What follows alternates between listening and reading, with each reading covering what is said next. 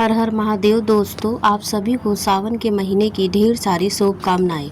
दोस्तों, आज हम इस वीडियो में बात करेंगे कि सावन सोमवार का व्रत कैसे करें, इसकी संपूर्ण पूजा विधि क्या है, इस दिन आपको क्या भोग लगाने चाहिए और कौन से मंत्र का जाप करना चाहिए। सावन सोमवार व्रत के नियम क्या है, यह व्रत आपको निर्जला रखना है या फिर फलाहार, व्रत का पारण आपको कब करना चाहिए, व्रत कब खोलना चाहिए। साथ ही कुछ महिलाओं का ये भी सवाल है कि अगर सावन सोमवार के दिन पीरियड आ जाए तो यह व्रत और पूजा किस प्रकार करें और उन्हें पीरियड वाले व्रत में क्या खाना चाहिए।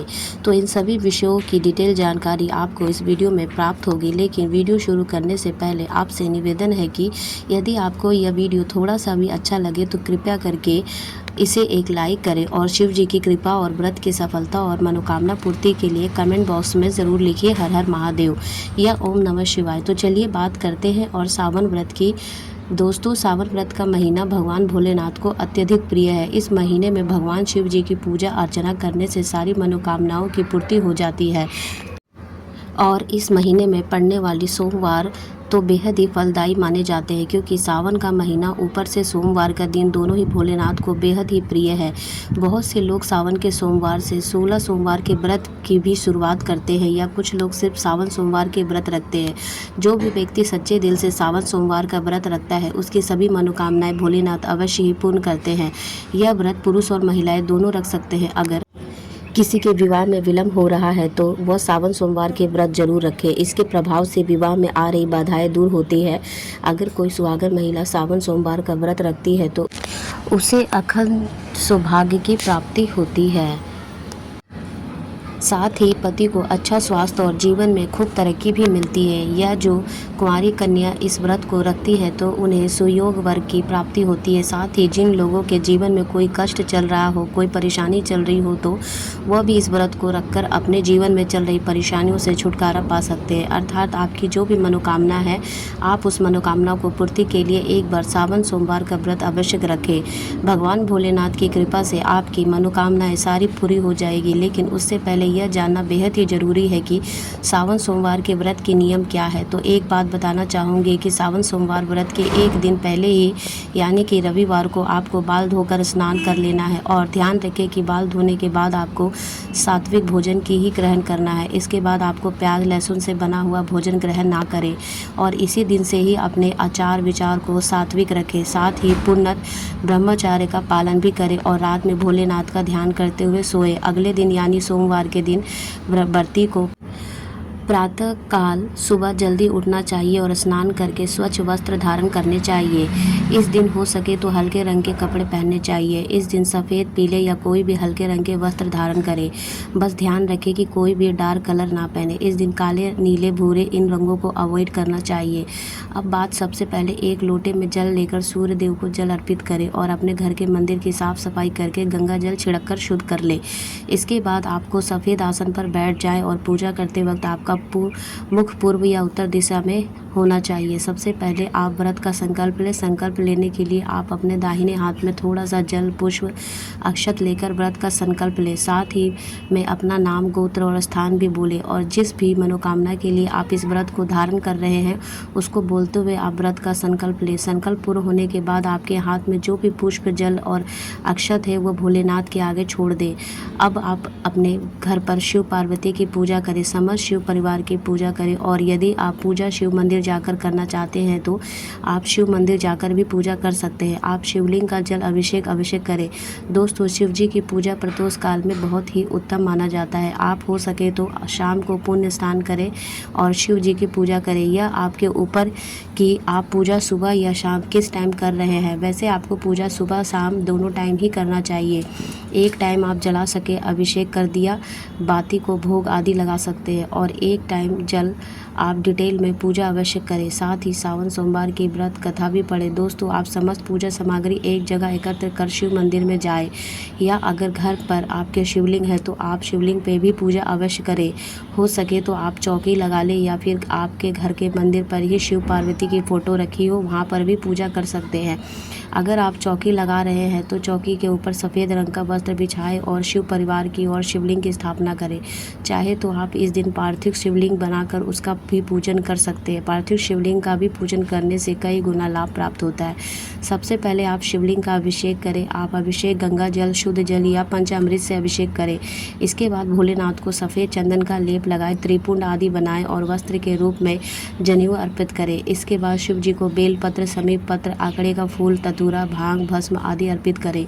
ध्यान रखें कि पूजा के वक्त आप भगवान से किसी भी मंत्र का जाप करते समय या शिव जी का ध्यान करते रहें।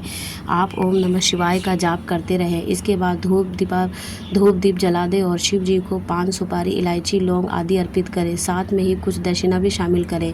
आप शिव जी को भोग लगाएं। भोग में आप फल या सफ़ेद मिठाई का भोग लगाएं और यदि आप अपने घर में कुछ बना सकते हैं तो आप घर का ही कुछ मीठा, हलवा, खीर आदि का भी भोग लगा सकते हैं।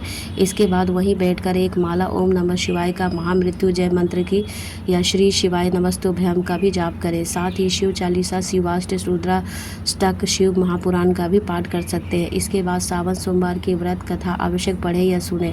अंत में कपूर से आरती का अवश्य करें। दोस्तों, पूरे शिव परिवार की पूजा अवश्य करें और आखिर में भोलेनाथ से पूजा में हुई भूल चूक के लिए क्षमा भी अवश्य मांगे। इस तरह से विधिपूर्वक आपको सावन सोमवार व्रत की पूजा करनी चाहिए। चलिए अब जान लेते हैं कि सावन सोमवार व्रत में आपको क्या खाना चाहिए और क्या नहीं खाना चाहिए।